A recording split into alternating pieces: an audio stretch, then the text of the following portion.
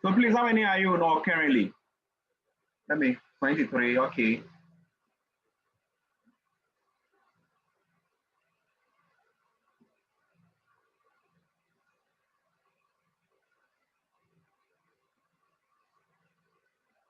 All right. So when a cell is in a resting potential, this is how it looks like. It has a lot of sodium and what and other ions or proteins, which is A plus. Oh, damn it. It's supposed to be A minus instead.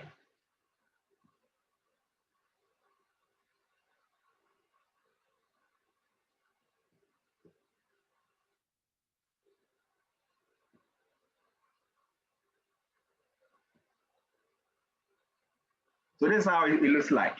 So let's say the two horizontal lines are the main cells. So the inside cell has a lot of protein, and has a lot of potassium and other proteins.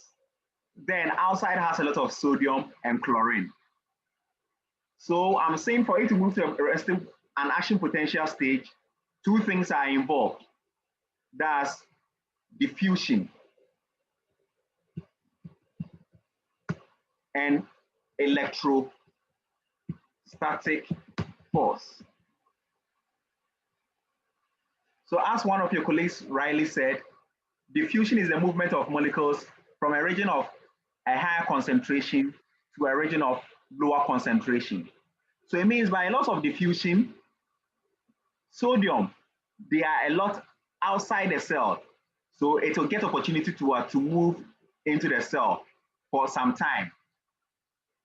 Then chlorine too is a lot outside. So chlorine will also get opportunity to move into the cell. Then potassium is also a lot inside the cell. So potassium will get opportunity to move out of the cell. But interestingly, A minus, they are a lot all right. A minus are a lot, but it wouldn't get opportunity to move out of the cell. Because, and one thing about every ion is that every ion has its special gate. So chlorine has a gate here, which allows only chlorine to move to and fro. The same thing applies to sodium. It also has its own special gate, which allows only sodium to move in and out. The same thing applies to chlorine. It also has a special gate, which allows only chlorine to move in and out. But interestingly, A minus has a gate, all right, but its gate is very small. You know, A minus means other proteins, so they are a lot combined together. So the gate is small. It wouldn't allow A minus to move out of the cell. So it means with A minus, it will still be in the cell. But chlorine and sodium will get opportunity to move into the cell, whereas potassium will move out of the cell due to diffusion. So again, if you have any question, please raise up your hand, or else I'm continuing.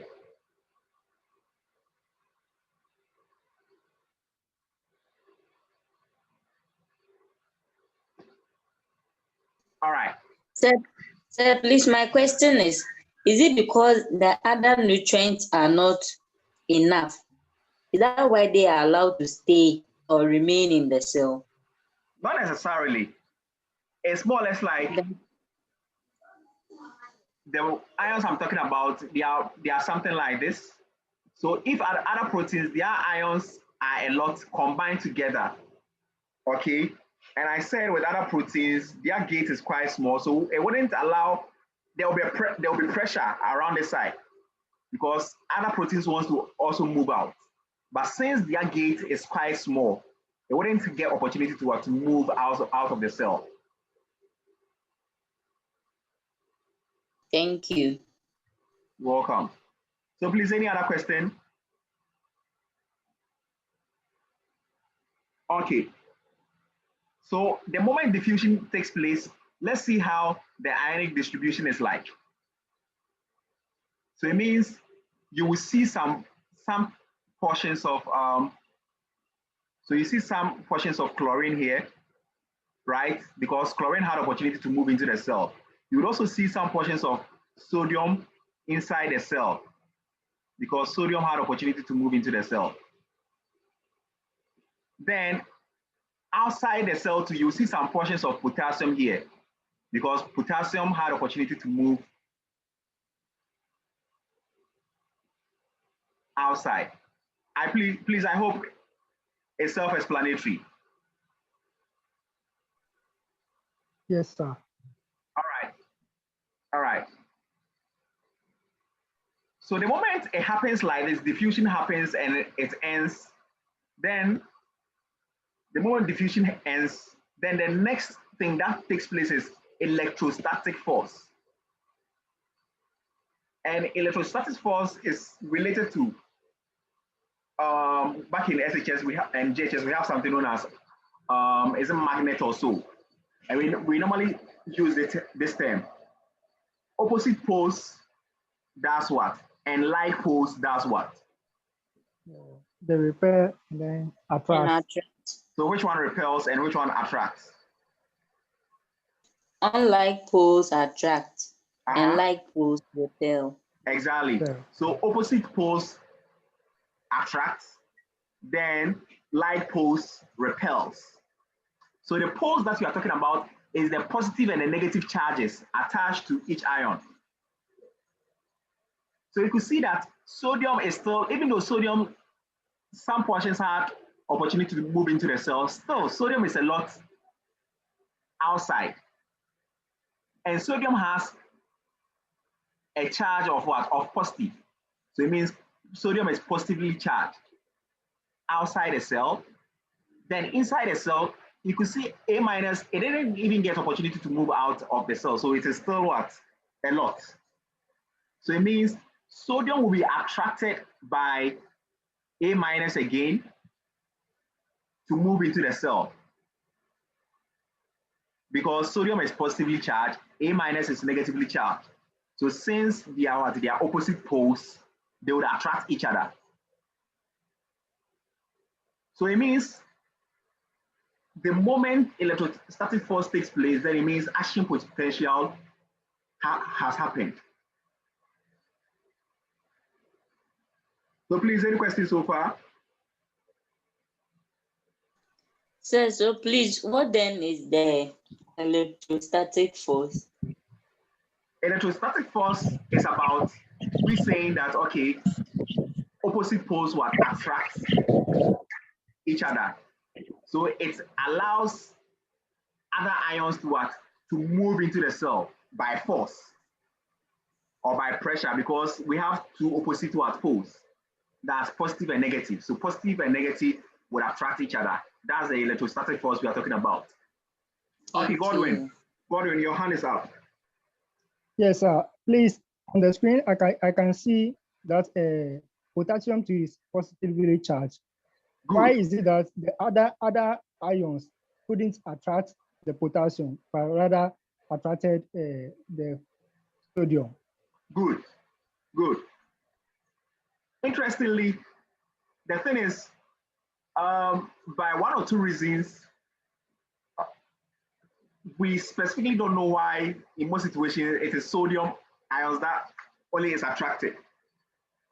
It could, one plausible reason is that, potassium, it is not a lot outside the cell, because we normally say that potassium is what? It's a lot where? Inside. But since action potential is about to take place, so potassium had little chance to move outside the cell. But the predominant positive charge is what? Is sodium outside the cell. So I think it makes sense as to why sodium would seriously be attracted by a negatively charged ion, which is a lot inside the cell. That's other proteins. So I hope, Godwin, you get it now. Yeah, since you said there's no any scientific base to prove it. So that's why I'm saying that plausible explanation is that since sodium, they are a lot outside the cell than potassium, then it makes sense that, okay, sodium will be attracted by what other proteins, which is also a lot, and it is negative inside the cell. So I think that is the plausible reason as to why it happens like that. Okay. All right. So it means, see something, by laws of diffusion, you could see that sodium had opportunity to move into the cell, right? By laws of electrostatic force too, sodium again had opportunity to move into the cell. So it means that if care is not taken, sodium will flood the cell, or it will be a lot inside the cell. So our system works in such a way that it prevents that thing from happening, from allowing sodium to be too much in the cell.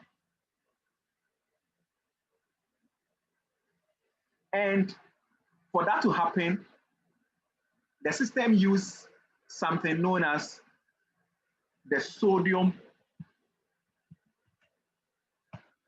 potassium pump to do that.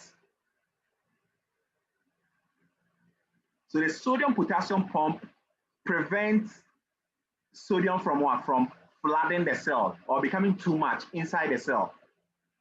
So the sodium potassium pump, this is what it does. It will pump out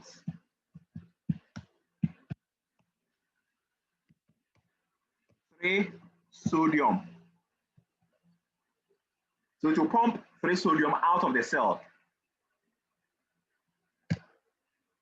Then it will also pump in 2 potassium.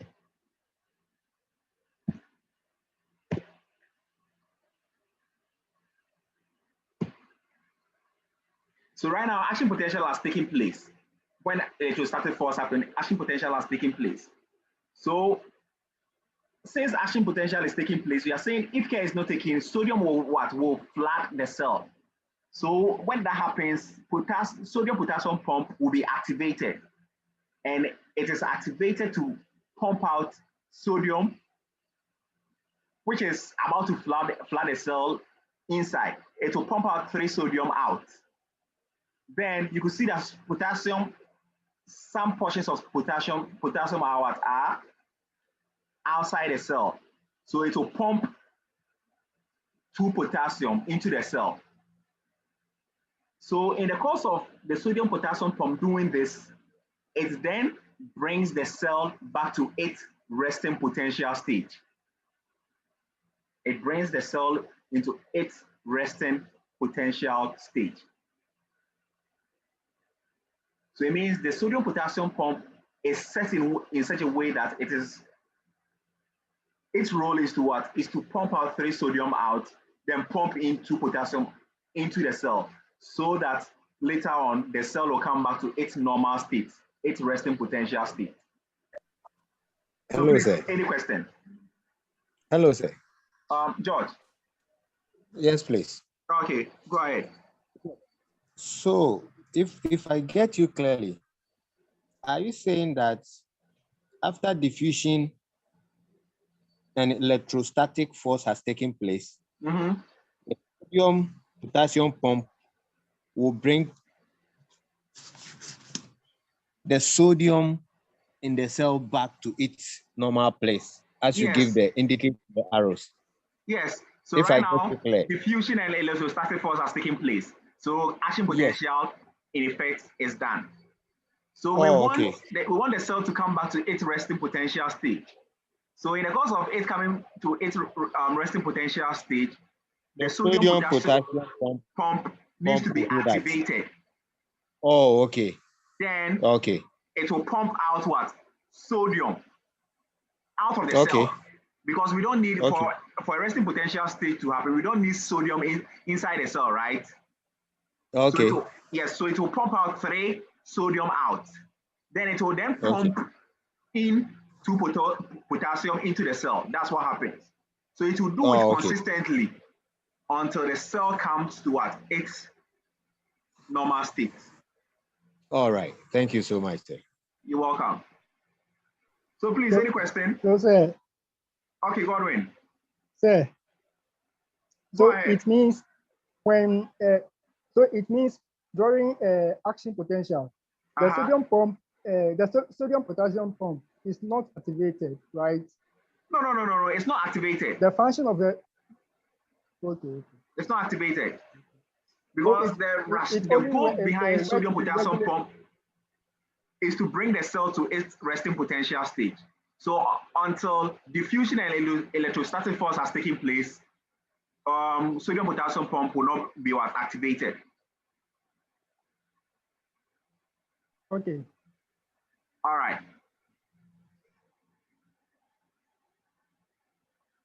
So that's essentially what the action potential is all about, the ionic distribution. And it is really essential for you to know. So in most situations, in objectives, for instance, they can ask you for an action potential to take place, which cell is more relevant? So which ion is more relevant for an action potential to take place?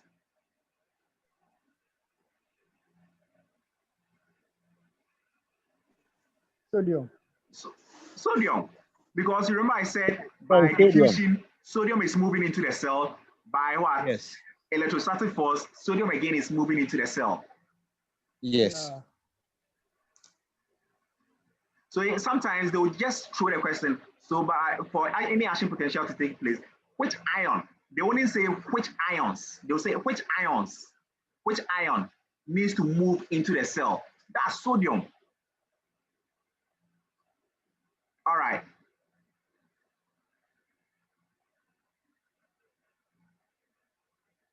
So let me clean this and move on. Let me go back to your slides and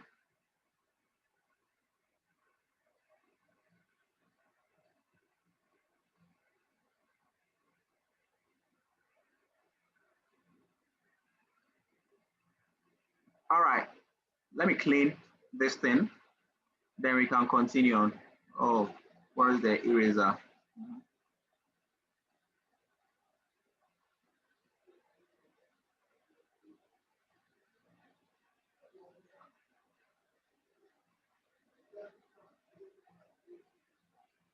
Okay. So as I was saying, when the cell is at rest, that means there's no stimulation, nothing is moving. And for stimulation to happen, it means, so for instance, your hand is there, it is resting. So it means it is in a resting potential state. Then someone hits you.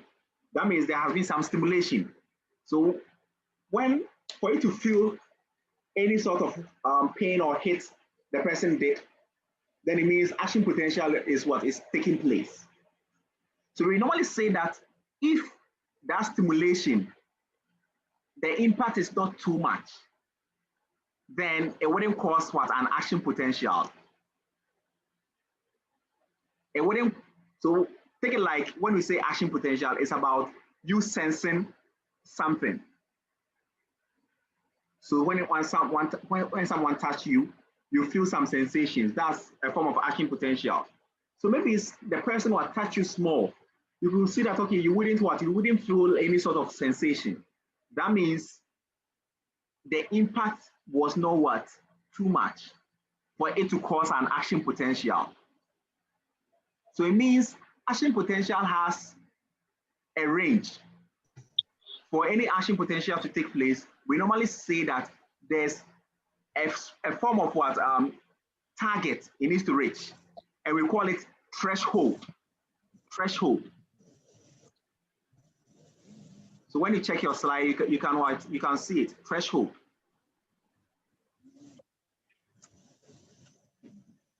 This.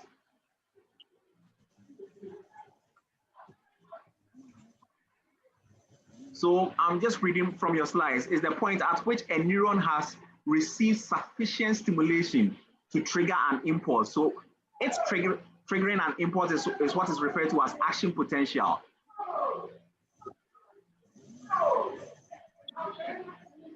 So we normally say that every neuron,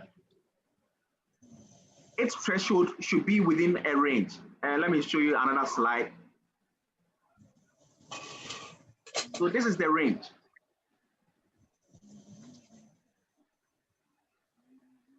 So the cell is at rest. Remember I said when the cell is at rest, the millivolts is what? It's minus 70. You've seen it, right? So minus 70. That means the cell is at rest. So for it to move to this side, for it to move upward, then it means the action potential has taken place. But for any action potential to take place, first, it needs to reach a threshold. And there's the threshold. If it doesn't hit that threshold, then it means it wouldn't cause an action potential. So let's say the cell is at rest. Then it moves up to this side. The moment it moves up to this side, it means it wouldn't cause any action potential because it didn't get to where the threshold, which is this area. It didn't get to this area. So it wouldn't cause the cell to move upward. Please, I hope it's well understood. If you want any clarification or you don't understand anything, please let me know.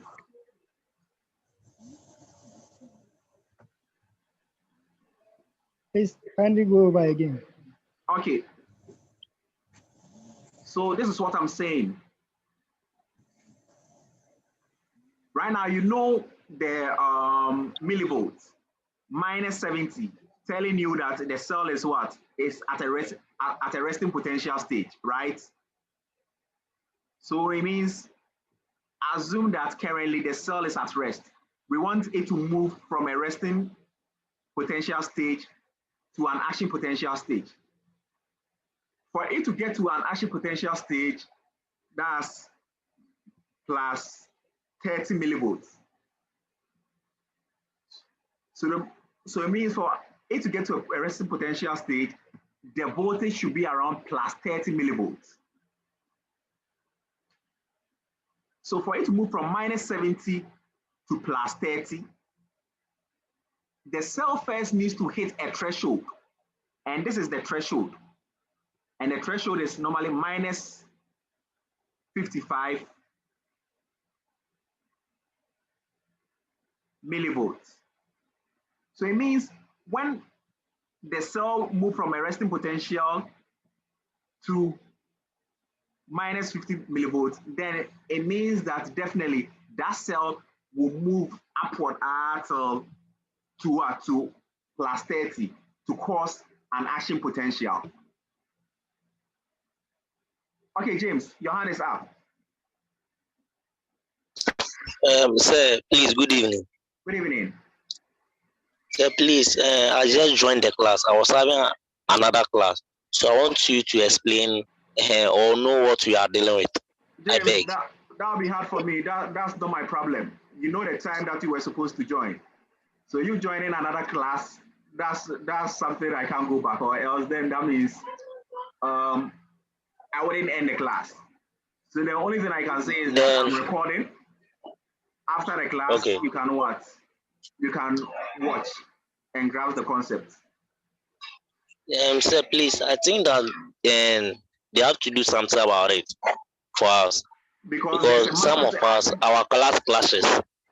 Clashes? What class? What class is that? It was given that we will be having critical thinking. 3:30. 3:30.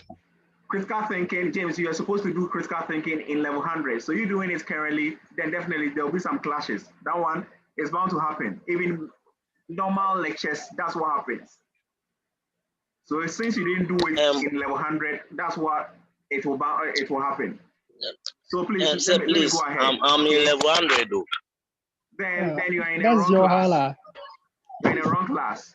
This is for level 200. Okay, sir, okay. Okay.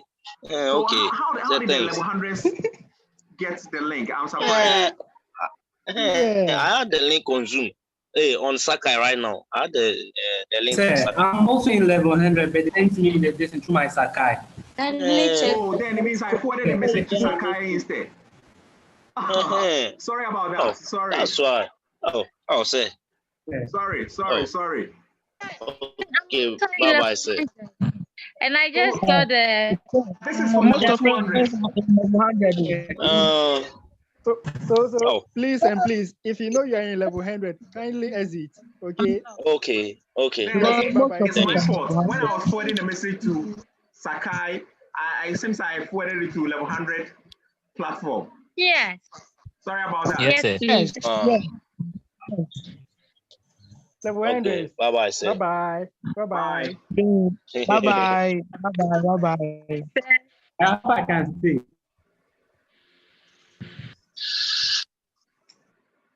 Okay.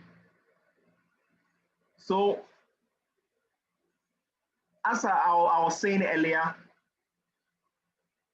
for the cell to move to an action potential, it needs to first hit a threshold. If it doesn't hit the threshold, then it means there will be no action potential. That's one key thing you're supposed to know. So one will say, what is the threshold? The threshold is what? Is minus 55. So it means the cell needs to first hit minus 55. The moment it hits minus 55, then definitely an action potential will take place. And for us to say that there's an action potential taking place, it means the cell will go upward up to what? Plus 30 millivolts. But in situations whereby, let me clean. In situations whereby the cell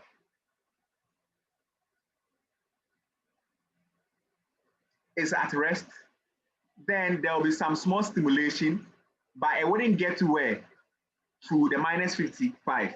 So it will get to maybe up to this side, maybe minus 45 millivolts or minus 60 millivolts.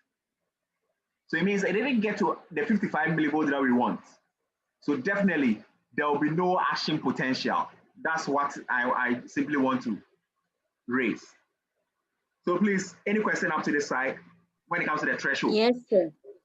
Yes, Right. sir. Please go ahead. My question is, if the threshold is above 55, but is not able to reach the plus 30, will action potential still take place? That is why I said the moment it gets to the threshold, no matter what, it will move to the plus 30. Plus 30, it needs to first okay. hit the threshold. The moment it hits the threshold, then the cell has no other option than to move to where? An action potential. But if it doesn't hit the threshold, then there will be no action potential. It means it wouldn't hit the plus 30. Thank you, sir. So please, is this self-explanatory now? Yes, sir. Yes, sir. Okay.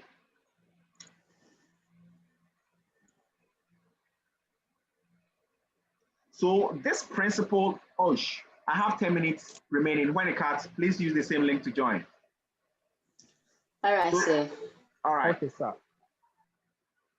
So please, if you are in level 100, please move out. This is for level 200.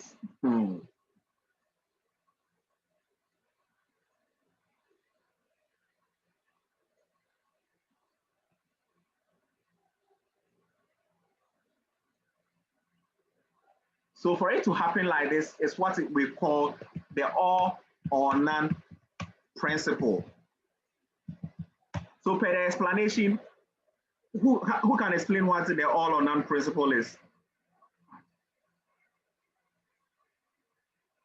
All or none.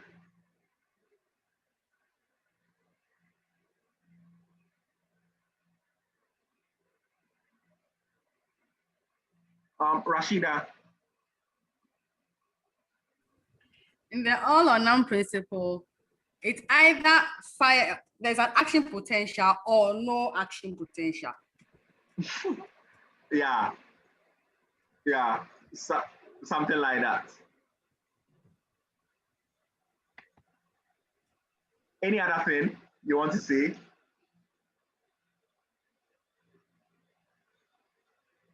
So you can see, which is here, the principle that neurons only send an impulse if it exceeds the threshold, like what Rashida said.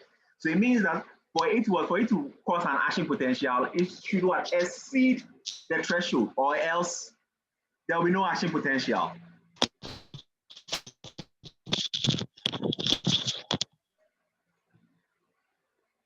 All right. So please, any questions so far?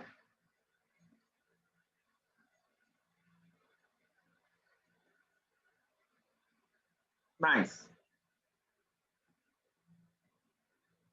Nice. So let me move on. So right now the cell is in an action potential state. Let me draw it. The cell was in a resting potential, then it moved to an action potential, which is the plus 30. So remember I said with time, the cell will come back to its resting potential, right? So it's coming back to its resting potential. It means that currently the sodium potassium pump, it has been activated.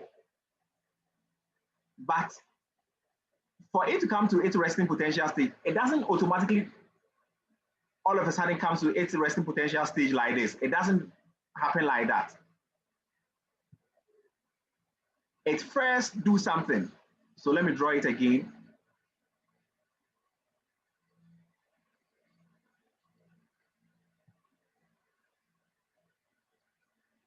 It's in an action potential coming. Then it will be dropping. So it doesn't necessarily just move to where? To a resting potential. No. It first moves downward. It becomes highly negative. So when it gets to this side, it will move downward again, telling us that it is the cell has become very, very negative.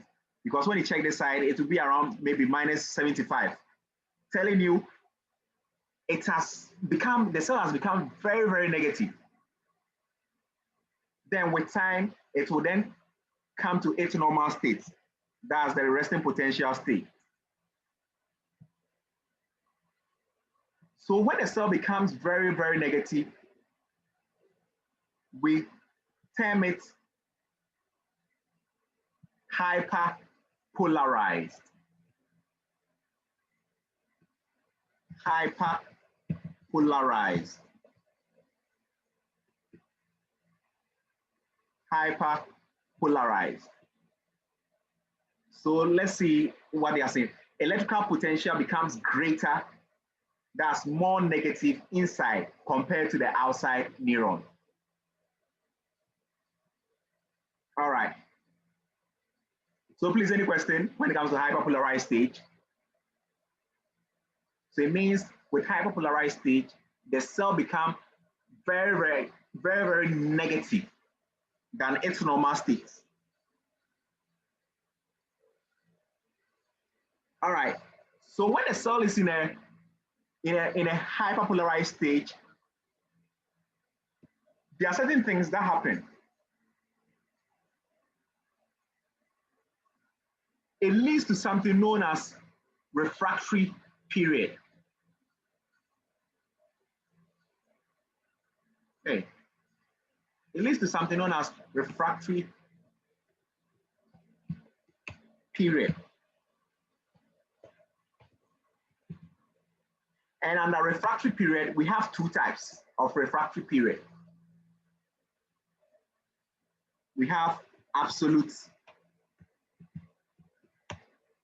refractory period and relative refractory period.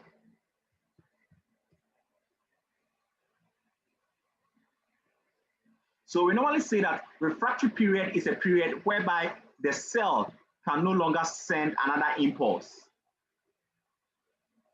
Or it is the period at which the cell can no longer cause an action potential to take place.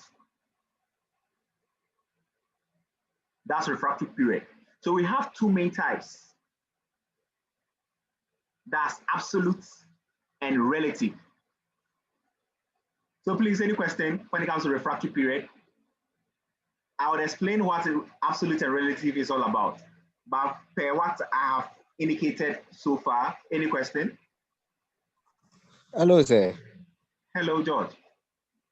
Yes, with the refractive period and absolutely refractive period, can you please explain in a practical way for us to understand? Okay, George, I'll do that.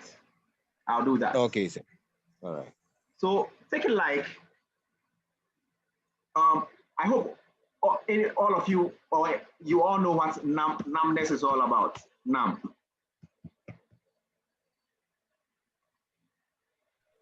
Yes, sir. Okay, so let's say someone has some numbness in any of his or her limbs, or let's say the hand is quite numb. So what are some of the things that causes numbness?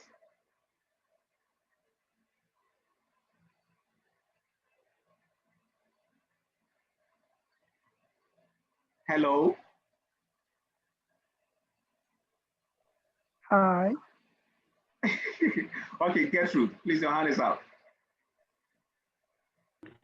Yes, sometimes it happens when there is no blood flowing to that particular part of the body. Good, good, good. So let's assume that there's numbness due to what? No blood flow or whatsoever. So at that period, when you touch the person's hand, which is numb, please, what happens? Is there any sensation? Can the person sense anything when you touch? No, no, Good. you will not feel anything. So that means at that point in time, that is the refractory period we are talking about. There are no blood flow. So there's no action potential. Action potential is about the flow or activities going on within the brain and other areas. So if there's no blood flow, then it means it is within a refractory period stage. So that's a practical example for this. And I'm saying with the refractory period, we have two types. We have absolute and relative. So with the absolute refractory period, we normally say that at that point in time, no stimulation or whatsoever could help the cell move to an action potential stage.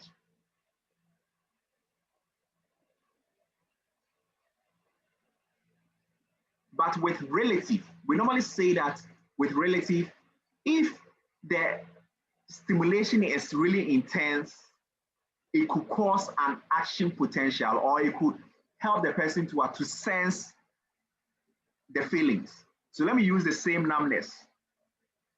The person's hand is what? Or leg is